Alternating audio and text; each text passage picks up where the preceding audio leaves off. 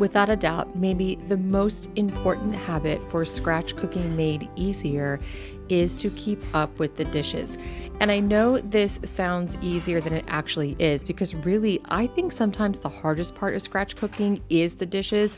You can make the easiest meal in the world, but you still always have all the plates and cookware to clean up. Now, some days I'm better about this than others, but there are a few things that I like to do to keep up with the dishes. One, I try to not go to bed without loading up the dishwasher before going upstairs. That doesn't mean I get all of the dishes done, but that does mean I get as much done as I can before I go to bed. Two, during the day when the dishwasher is running, I do it on the hour cycle so that way it can roll through the dishes as fast as possible. And three, if I don't have a full load of dishes, I try to always set the delayed start. So that way, if it's 2 hours or 4 hours, whatever your dishwasher delayed start is, no matter what, it runs. And most dishwashers now are pretty efficient, so I feel okay about letting it run even if it isn't a full load. But doing those three things really helps me keep up with the dishes on a day-to-day basis for scratch cooking. These are sweet potatoes that we harvested from our garden last fall. So we grew all of these sweet potatoes in big grow bags, and then we harvested them, and to our surprise, we had a ton of sweet potatoes. I've been letting them cure for a long time in the pantry because they get sweeter that way, but also I just think it's really fun to eat them after a few months of harvesting them instead of right away. Chopping and prepping these sweet potatoes underscores habit number 2 for easier scratch cooking, which is to cook once and eat as many times as you can from that. So sometimes that means maybe you make a double or triple batch of food so that way you can have it for dinner one night and then lunch and dinner the next day. Or maybe it means you make a bunch of freezer meals. But what I'm doing on this particular day is I'm chopping up as many sweet potatoes as I can that will fit on my baking sheet so we can eat them for breakfast, dinner, and even for the next day. When you're chopping hard vegetables like this, it's important to make sure they are about the same size, because if you have big pieces and small pieces, they won't cook evenly. So as best as I can, I'm chopping them to the same size and putting them on a preheated stone and just drizzling them with a little bit of olive oil and salt and pepper. And then I'm roasting them at 425 until they are done. I roast everything at 425. If you just pick a number that works, in this case 425, and do it with every vegetable, you never have to think about it again. The thing is about chopping sweet potatoes and roasting them, it's not hard, but it does take time to chop through all those potatoes. So anytime I have a lot of chopping to do, I do as much as I can because I only want to do it one time.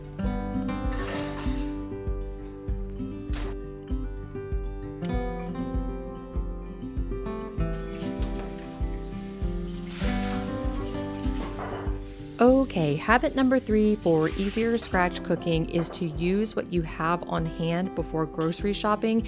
And if you're a meal planner, to plan your meals based upon what you already have. And the reason I think this makes scratch cooking easier is because you aren't future tripping about what you're going to make. Really, if you look in your fridge and your pantry and you say, I have these things, you just have to make a decision. And I think the decision is a lot easier to make when you just use what you have rather than scouring the internet for recipes, looking around to see what maybe is on Pinterest that you might like to make. It saves me a ton of time and a ton of money to just use what I have. Now here I am making Instant Pot hard-boiled eggs. You can get the instructions for this over on my blog at moonandmagnolia.com. And the reason why I am doing this is because I have a ton of eggs. It's kind of a long story, but I already had 1.5 dozen eggs. The woman I get my farm fresh eggs from dropped 4 dozen off on my porch, and the next day there was 4 dozen eggs accidentally in my Azure standard order. So I have like 9 dozen eggs that I have to use up. I have a number of ways I'm going to use these eggs, which I'll show you throughout this video. But for now, these Instant Pot boiled eggs are really helpful because it's a really easy way to cook 1 dozen eggs. They peel like a dream. And then we can eat these for snacks, for breakfast. I can make egg salad or deviled eggs. There's a lot of different ways you can use these. This is similar to a pantry challenge, and I actually have a free 10-day pantry challenge that you can sign up for over at moonandmagnolia.com. It has private podcasts, emails, printouts, all sorts of cool things that can help guide you through using what you have in your pantry, fridge, and freezer before grocery shopping. It is totally free, and I will leave a link for that in the description box. Habit number 4 is to keep your sourdough starter fed and ready to go. And in this case, I actually bulked up my starter because I knew I wanted some easy breakfast recipes. And in this case, I'm making discard pancakes. And what's really cool about these pancakes is they don't use any additional flour. So it is simply just 2 cups of sourdough starter, I think 4 eggs, a teaspoon of baking powder, a little bit of maple syrup, and then 3 tablespoons of melted butter. And so you're not adding any additional flour into this. It is just straight sourdough discard. And I actually have another sourdough discard recipe like that later in the video that I will show you in just a minute. But for now, I am just getting this batter prepared for some really easy pancakes. If you are new to sourdough, I know that it seems really complicated and mysterious. And I remember thinking in the beginning how mysterious and weird this whole process was. But I promise you, once you learn how to feed a sourdough starter, it is not hard at all, and it can make your life so much easier. Starter is used, yes, of course, to leaven bread, but I use it for stuff all the time in my kitchen. Easy sourdough discard pancakes like this. I just showed, I think, 2 videos ago in my Instant Pot meal prep video how to use sourdough starter to thicken soup so you don't have to stop and make a slurry. Really, the possibilities are endless. For those of you who do have an established sourdough starter, if you want to bulk it up so you can make things like pancakes, for example, rather than doing a 1-to-1-to-1 feeding of 1 part starter, 1 part flour, 1 part water, you can do 1 part starter, 2 parts flour, 2 parts water, or even 3 parts flour and 3 parts water. And you can just keep doing that until you have as much starter as you want. And when you do that, you don't even have to worry about discarding. And for those of you who are not familiar with sourdough and you're wondering what the heck I am talking about, check the description box. I have a bunch of sourdough resources on YouTube and over on my blog. I will leave them in the description box below.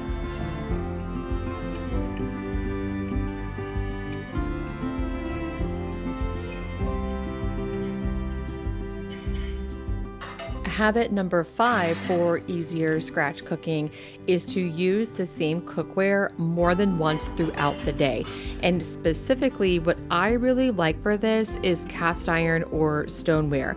Cast iron and stoneware really lend themselves to multiple uses between washings. In fact, they do better, and the seasoning or that natural polymerized coating that creates a nonstick surface on them improves the more you use it, especially when there's fats and oils on it and you're cooking on high temperatures. It essentially creates a non-stick surface. And not only does it mean you don't have to clean as much in between, but it also means that it's easier to clean up later because it is non-stick. Of course, sometimes you do need to clean your cookware, but cast iron and stoneware are great for this, and they are generally my go-tos. Now here I am making a straight sourdough discard pizza crust on my stone pan. Now, just a heads up, I did not have as much discard as I thought I did, so that's why my pizza is shaped like that. It's as much as I had, and that was the best I could do, but it was totally fine. It was just my daughter and me eating this, so it worked out just great. But I used this pan to make the sweet potatoes earlier, and then I'm using it for the sourdough discard pizza. And to do that, all you do is just take straight discard on a hot stone or a hot cast iron skillet and use a spatula to spread it nice and thin, pop it in the oven. I think I have my oven at 500 degrees just for a few minutes until it starts to pull away from the sides of the pan. And then you can top your pizza however you like and pop it back into the oven until that cheese is bubbly, golden, and delicious. But it's not just cast iron and stoneware that you can do this with. In fact, in my Instant Pot meal prep video from a few weeks ago, I showed how you can meal prep with an Instant Pot without washing it in between, just to make life a lot easier and to move through meals faster. So anytime you can reuse the same cookware throughout the day without having to scrub it, you are saving yourself so much time. And time is the most valuable resource. I don't want to spend my entire day in the kitchen cooking and cleaning because I want to do other things. So that was a lunch that I packed for my daughter, and I took it to school when I went to pick her up, and we had a little picnic. And it was so sweet because it was a scratch-made lunch that took me almost no time to make. Habit number 6 is to preserve food when you can. I know food preservation is a whole skill set. There are some really easy food preservation methods that I'll share with you in just a second. But sometimes I think folks shy away from food preservation because it seems like so much work. And it is true. Sometimes it is a little bit of work on the front end, but it saves you so much time later. When you preserve food now, you have convenience food later. Here I am freeze drying the eggs because we have way more eggs than we will ever be able to get through in time. So to do this, I'm just simply mixing up some eggs in a large bowl. Really using a blender would work better, but my blender broke like last year and I haven't missed it. So I just have like a little NutriBullet blender, which would make this more complicated because it's so small. So I'm just using a little hand whisk and it works totally fine. And then these simply just go right into the freeze dryer and then they process on their own. It's a really easy way to preserve food. But freezing, dehydrating, canning, and lacto fermentation are all really accessible forms of food preservation that you can implement really at your convenience. Canning does take a little more work, but the outcome is really great because then you just have these foods in your pantry ready to go. Dehydration is great because it makes delicious snacks. Freezing is the easiest way you can ever preserve food. Just make a bunch of whatever it is you want and throw it in the freezer and use it when you want it. Or lacto fermentation, which is simply just taking vegetables and putting them in a brine and letting them ferment. I have a lacto fermented pepper and onion recipe over my blog at moonandmagnolia.com. I will leave links for those in the description box.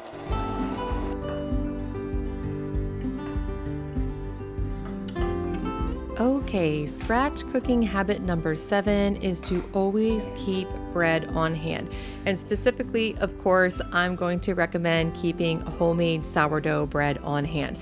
I love making sourdough. I already said before that I feel like sourdough has made my life easier, and I try to always keep fresh bread on hand. And this might sound complicated because you think maybe I can't get through it in time, but here's the thing. Bread freezes so easily. So one of the things I like to do is make a batch of bread, slice it, and freeze it. And here I am making some Einkorn sourdough bread with fresh milled flour.